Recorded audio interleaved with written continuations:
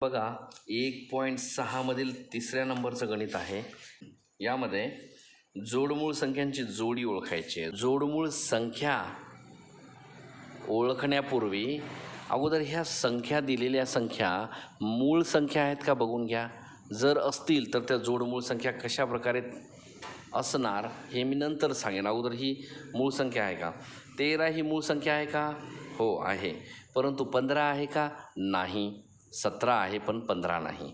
म्हणजे ही जोडी आपल्या काही कामाची नाही, सोडून द्या. त्यानंतर 29 ही मूळ संख्या आहे का. हो आहे. मग 31 आहे का. हो.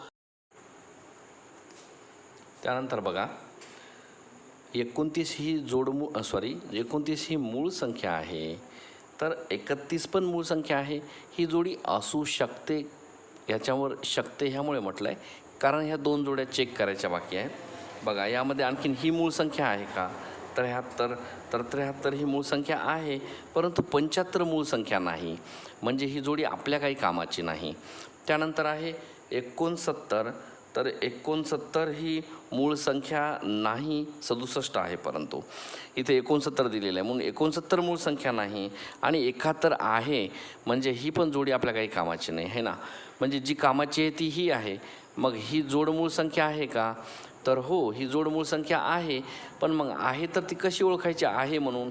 तर बघा 2 3 5 आणि 7 परत 11 13 17 आणि 19. आता एवढ्याच आपण उदाहरण जर घेतलं किंवा आणखी वाढवूया वाटल्यास हवं तर.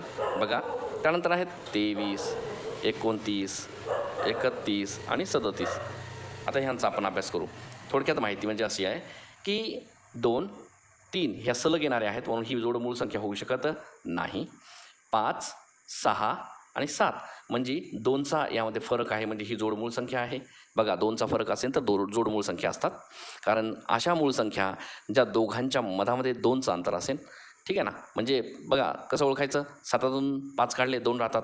अर्थातच 5च्या नंतर 7 हे दुसऱ्या स्थानावर येतात. 5 6 7 ह्यामुळे. त्यामुळे 11 12 13 म्हणजे इथेही 2चा फरक असल्यामुळे 11 आणि 13 ही पण जोडमूळ संख्या आहे. त्यानंतर 17 18 आणि 19 ही पण जोडमूळ संख्या आहे. अशा प्रकारे जोडमूळ संख्या ओळखायच्या असतात मित्रांनो.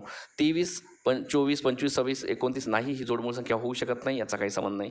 परंतु 29च्या नंतर 29 30 आणि 31 यामध्ये 2चा फरक आहे म्हणून ही एक जोडमूळ संख्या आहे. अशा प्रकारे ह्या जोडमूळ संख्या कशा ओळखायच्यात यासाठी मी एक छोटासा उदाहरण दिलं आहे. परंतु आपल्या ह्या गणिताचं उत्तर म्हणजे 29 31 असं आहे. तो ऑप्शन नंबर बी आहे. चला तर आपण नवीन गणित बघूया.